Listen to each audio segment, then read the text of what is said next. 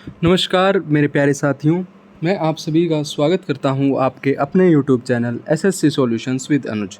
जैसा कि आप सभी जानते हैं, अभी हमने एसएससी सीएचएसएल के जो रिपीटेड क्वेश्चंस हैं 2023 के, उनको डेली डिस्कस कर रहे हैं। चलते हैं अपने पहले क्वेश्चन की तरफ।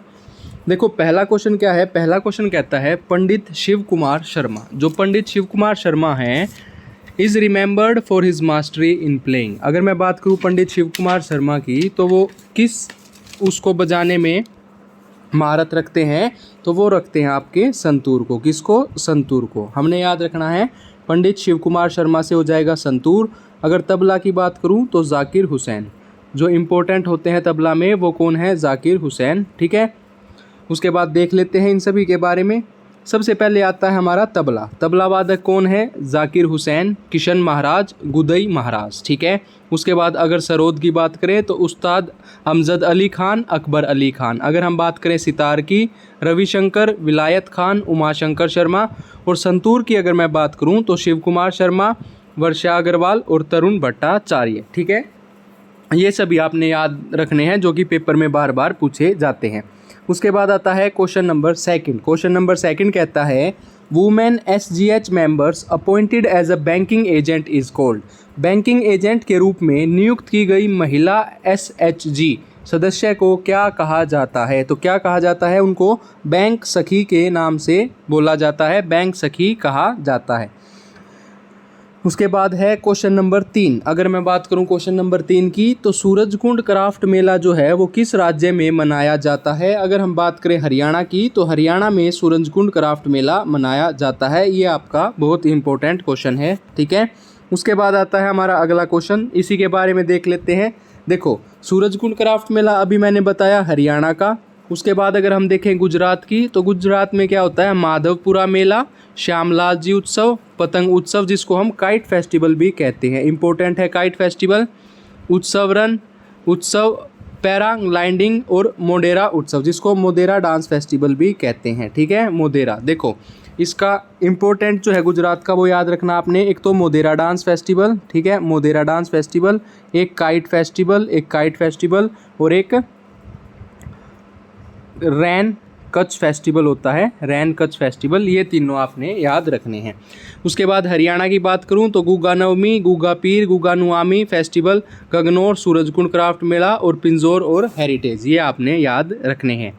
ठीक है, उसके बाद आता है राजस्थान। राजस्थान का इंपॉर्टेंट है गणगौर, मोमासर, पुष्कर मेला, बूंदी उत्सव, चंद्रभागा, मत्स्यकोल्यात उत्सव और मरु उत्सव। अगर हम बात करें केरला की, तो विशु, ओणम, त्रिशुमपुरम, थय्यम, अंट्रुमपोंगला, अट्टुकाल, वेलाकम्मी, नौका दौड़। ठीक है, ये सारे आपने याद रखने हैं। ठीक है, उसके बाद आता है अगला क्वेश्चन। अगला क्वेश्चन कहता है which potassium acid salt is obtained as by product of alcohol manufacture during the fermentation process. किण्वन प्रक्रिया के दौरान एल्कोहल निर्माण के उप उत्पाद के रूप में कौन सा पोटेशियम अम्ल लवण प्राप्त होता है?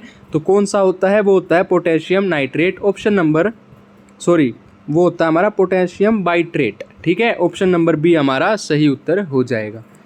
ठीक है, उसके बाद आता है अगला क्वेश्चन। अगला क्वेश्चन कहता है what is the width of court of double matches in lawn tennis. अगर मैं बात करूँ लॉन टेनिस की, जो कोर्ट होते हैं डबल मैचेस के, उसकी विड्थ कितनी होती है? 36 फीट होती है। ऑप्शन नंबर बी हमारा करेक्ट आंसर हो जाएगा। ठीक है, उसके बाद आता है अगला क्वेश्चन। अगला क्वेश्चन इंपॉर्टेंट है who is known as the founder of widow remarriage association 1861।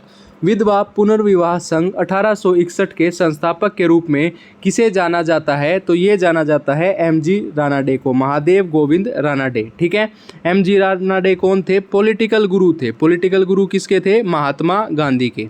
किसके थे? महात्मा गांधी के क्या थे? पॉलिटिकल गुरु थे एमजी रानाडे।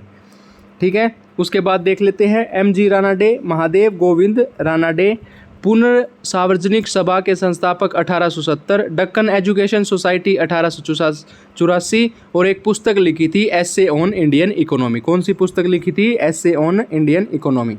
अगर मैं बात करूं डॉक्टर आत्माराम पांडुरंगा की, तो डॉक्टर आत्माराम पांडुरंगा और महादेव गोविंद रानाडे ने 1867 में बम्बई में प्रार्थना समाज की स्थापना की थी।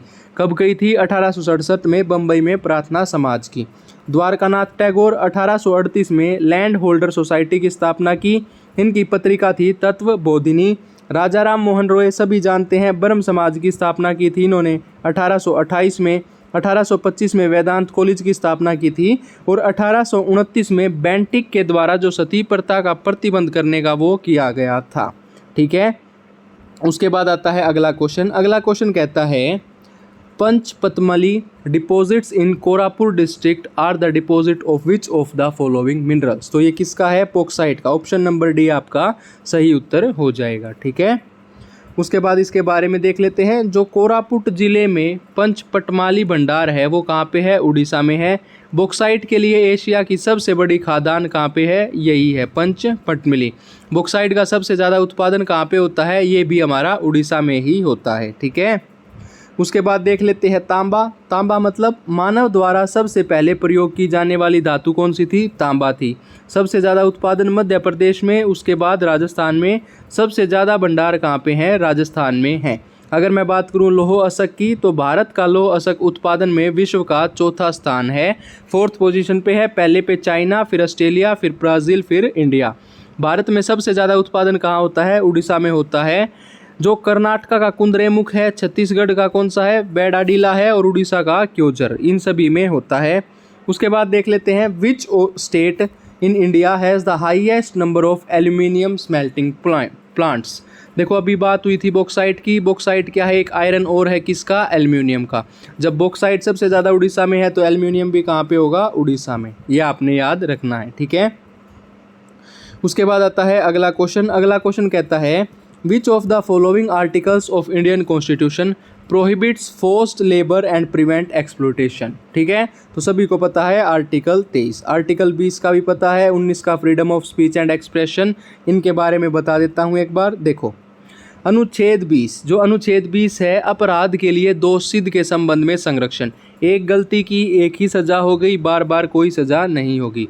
सज़ा के बाद भी कैदी को संरक्षण और सज़ा उसी समय के कानून के अनुसार मिलेगी जिस समय अपराध किया गया होगा। ठीक है, उसके बाद है अनुच्छेद 19। अनुच्छेद 19 कहता है अभिव्यक्ति की स्वतंत्रता, मतलब बोलने की स्वतंत्रता, बिना हथियार सभा करने की स्वतंत्रता, संगठन बनाने की स्वतंत्रता, बिना रोक टोक चारों ओर घूमने की स्वतंत्रता, भारत में कहीं भी बसने की स्वतंत्रता और व्यवसाय करने की स्वतंत्रता। आर्टिकल 25 कहता है व्यक्तिगत धार्मिक स्वतंत्रता। ठीक है, ये सारे हमारे आर्टिकल थे।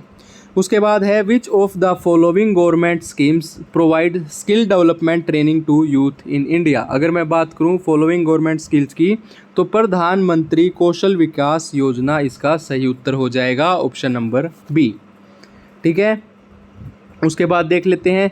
सबसे पहले आती है प्रधानमंत्री जन धन योजना। शुरू हुई थी 28 अगस्त 2014 को। उद्देश्य था अधिकतम लोगों को बैंकों से जोड़ना जिन्हें उन्हें बचत का प्रोत्साहन मिल सके। दीनदयाल अंत्योदय योजना, ये भी 2000 को शुरू हुई थी। और प्रधानमंत्री ग्रामीण कल्याण अन्न योजना, ये कब हुई थी? 2020 में शुरू हुई थी। ठीक है, उसके बाद है which of the following Anglo Maratha Wars resulted in the merging the पेशेवर टेरिटरीज विद बॉम्बे प्रेसिडेंसी। तो एंग्लो मराठा वॉर की बात करें तो ये हो जाएगा हमारा 3rd। ठीक है, कल भी मैंने ये सभी बताए थे, आज दोबारा बता देता हूँ। तो देखो प्रथम आंग्ल मराठा युद्ध 1775 से 1782 के बीच में हुआ। किस किस के बीच हुआ? ब्रिटिश ईस्ट इंडिया कंपनी और मराठा के बीच हुआ। अंग्रेज मराठाओं को हराने में असमर्थ हुए तो सालबाई की संधि समाप्त हो गई। ठीक है, दोबारा देख लो। जो प्रथम एंग्लो वॉर था, मराठा वॉर था, 1775 से 1782 के बीच हुआ। ब्रिटिश ईस्ट इंडिया कंपनी और किसके बीच हुआ? मराठा के बीच हुआ। अंग्रेज मराठा को हराने में असमर्थ रहे तो सालबाई की संधि समाप्त हो गई। उसके बाद है द्वितीय आंग्ल मराठा युद्ध 1803 से 1805। अंग्रेजों ने युद्ध को जीता था। इसके फलस्वरूप मराठाओं के कई क्षेत्र अंग्रेजों के पास चले गए थे। बाजीराव द्वितीय के साथ बेसिन की संधि भी हुई थी। भोसले के साथ देवघाट की संधि, जिसमें वर्धा और कटक नदी के पश्चिम भाग अंग्रेजों को दे दिए गए। उसके बाद हुआ था सिंधिया के साथ सुरजी अर्जुन गांव की संधि से गंगा और यमुना के क्षेत्र कंपनी को दिए गए। तृतीय आंग्ल मराठा वॉर था जिसमें मराठा पराजित हुए। अंत में मंदसौर की संधि हुई थी। ठीक है, उसके बाद है which of the correct reason for a good to be identified as a final good. It is not processed by consumer, नहीं, इसका आंसर हो जाएगा आपका option number D. It is not processed further by a producer, निर्माता द्वारा इसे आगे और संसाधित नहीं किया जाता है। ठीक है, उसके बाद आता है in India which of the following is a Gandhian principle of DPSP। तो सभी को पता है गांधीयन प्रिंसिपल का क्या है, वो है इसमें to provide equal pay for equal work. ठीक है, अगर मैं बात करूं नीति निदेशक तत्व की, भाग 4 अनुच्छेद 36 से 51, गांधीवाद सिद्धांत था 40, 43, 46 और 47। 40 में क्या था, ग्राम पंचायतों का संगठन। 43 क्या में था, उद्योग प्रबंधन में कामकारी की भागीदारी। 46 में SC ST OBC के लिए विशेष आरक्षण। और 47 में था सरकार पोषायुक्त आहार उपलब्ध कराएगी, शराब और नशीली दवाइयों पर प्रतिबंध लगाएगी। ठीक है, उसके बाद आता है हमारा अगला क्वेश्चन। अगला क्वेश्चन कहता है लॉ ऑफ ऑक्टेव्स। अगर मैं बात करूँ लॉ ऑफ ऑक्टेव्स तो ये कब दिया गया था, 1865 में दिया गया था। ठीक है, उसके बाद अगला क्वेश्चन आता है who was awarded as the Nobel prize in physics in 1909। 1909 में नोबेल प्राइज दिया गया था फिजिक्स में। ठीक है, किसको दिया गया था, विद कार्ल फेडरियन Braun for the development of practical wireless telegraphy. तो ये किसको दिया गया था, ये दिया गया था गैलीलियो मार्कोनी को। किसको दिया गया था, मार्कोनी को दिया गया था। अगर मैं बात करूँ नोबेल प्राइज़ की तो इसकी स्थापना हुई थी 1900 में स्वीडन में।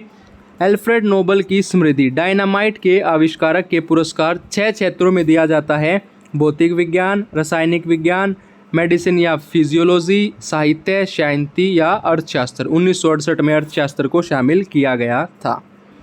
ठीक है, पहली महिला नोबेल पुरस्कार विजेता क्या है, पहली महिला नोबेल पुरस्कार विजेता कौन थी, मैडम क्यूरी। इन्हें 2 बार नोबेल पुरस्कार मिला, 1903 में भौतिक के क्षेत्र में रेडियो एक्टिव की खोज के लिए और 1911 में रसायन के उसमें रेडियम निष्कर्षण की खोज में।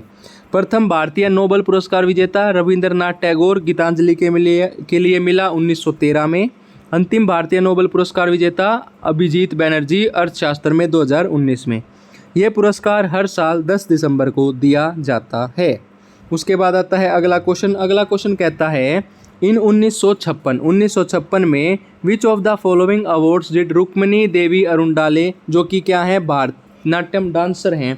देखो क्वेश्चन ये भी पूछा जा सकता है रुक्मिणी देवी अरुणडाले किस डांस फॉर्म से रिलेटेड हैं, तो भारतनाट्यम से रिलेटेड हैं और इनको 1956 में क्या मिला था, पद्म भूषण अवार्ड मिला था। ठीक है, उसके बाद अगर मैं बात करूं ज्ञानपीठ अवार्ड की तो ज्ञानपीठ पुरस्कार की स्थापना हुई थी 1961 में भारतीय भाषा के साहित्य में उत्कृष्ट योगदान के लिए। यह सर्वोच्च भारतीय साहित्य पुरस्कार है। प्रथम प्राप्तकर्ता थे श्री शंकराकुरु। ठीक है, उसके बाद अगर मैं बात करूं सरस्वती सम्मान की स्थापना हुई 1951 में। पहला पुरस्कार मिला था हरिवंश राय बच्चन को। ये किसी भी भारतीय भाषा में गद्य और कविता के साहित्यिक कार्यों के लिए दिया जाता है। कबीर पुरस्कार सांप्रदायिक सौहार्द को बढ़ावा देने के लिए दिया जाता है। उसके बाद देख लेते हैं भारतनाट्यम के बारे में। इसका पुराना नाम सभी को पता है ओल्ड बैली है, इंडियन बैली है ओल्ड नेम। शास्त्रीय नृत्य तमिलनाडु, एकाहर्याला संज्ञा से विकसित हुआ था। थिलाना इसकी प्रस्तुति का एक चरण है। यामिनी कृष्णामूर्ति, सोनल मानसिंह, रुक्मिणी देवी अरुणडाले और मृणालिनी साराभाई। ठीक है, पद्म श्री, पद्म भूषण, पद्म विभूषण, पद्म विभूषण, ये आपने इनको ये अवार्ड मिले हैं, ये आपने एक बार देख लेना। ठीक है, PDF में PDF आपको हमारे Telegram channel SSC solutions with Anuj पर मिल जाएगी। उसके बाद है मुंदरी डांस। जो मुंदरी डांस है वो एसोसिएटेड है किससे, वो आपका झारखंड से एसोसिएटेड है। Mundari dance is associated with the tribal community of which Indian state. जो मुंडारी नृत्य है किस भारतीय राज्य से संबंधित है, वो आपका झारखंड से संबंधित है। ठीक है, उसके बाद देख लेते हैं अगर मैं बात करूँ झारखंड की तो फगुआ, पुरुलिया, डमकच, छऊ, लसुआ, जिताका, पाइका, सोहराई, सरहुल। अगर हम बात करें कर्नाटका का तो कर्नाटका का सबसे इम्पोर्टेंट है यक्षगान, डोलू, वीरगासे, बिलालता, बेलाटा, कुनीथा, बुतकेला, नागमंडला। ठीक है, ये एक बार मिज़ोरम के देख लेते हैं। मिज़ोरम का है खुआलम, छेलाम, पारलेम, चेलम, सरलामकई, चेराव, सांवलिया, तेलगम, मुखोटा, आयन, पिकाक, छालो, वाचो, पासी, कोंकी, पोपीर, पोनुंग, बोर्डुम छम और रिखम पाड़ा। ये हमारे इम्पोर्टेंट थे। ठीक है, आज की वीडियो यही समाप्त होती है। अगर आपको वीडियो अच्छी लगे तो वीडियो को लाइक करें, वीडियो को शेयर करें और हमारे यूट्यूब चैनल को सब्सक्राइब करें। धन्यवाद।